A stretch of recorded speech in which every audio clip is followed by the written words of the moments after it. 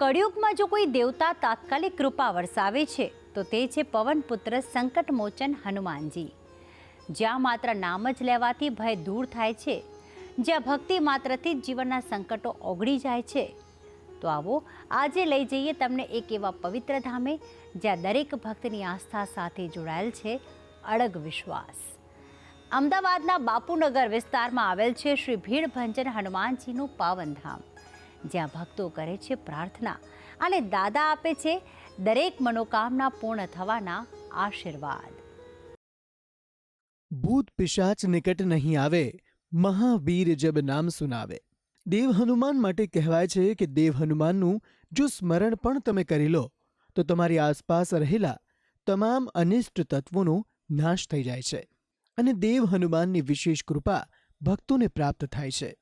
આવા કલ્યાણકારી દેવના એક કલ્યાણકારી મંદિરના દર્શન કરવા આવો આપણે જઈએ અમદાવાદના બાપુનગર વિસ્તારમાં, કે જ્યાં સાક્ષાત વાસ છે સંકટમોચન હનુમાનનો.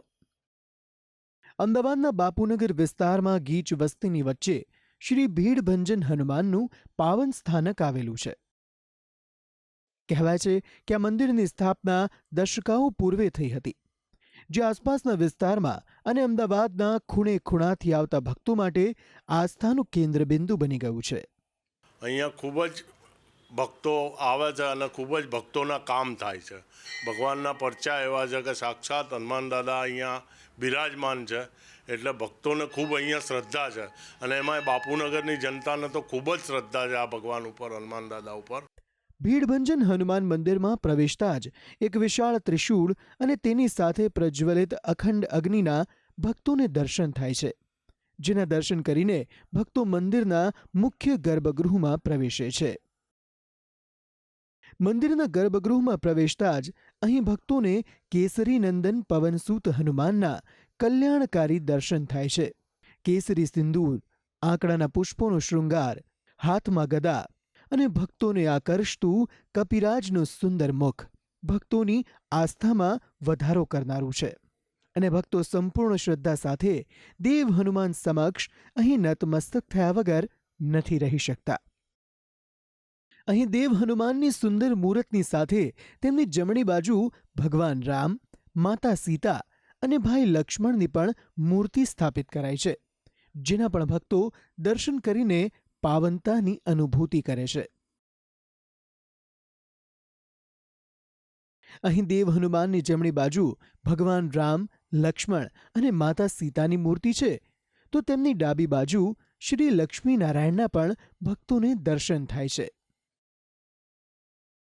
મંદિરમાં દર મંગળવાર અને શનિવારે મોટી સંખ્યામાં ભક્તો દર્શન માટે આવતા હોય છે અને ધન્યતાની અનુભૂતિ કરતા હોય છે.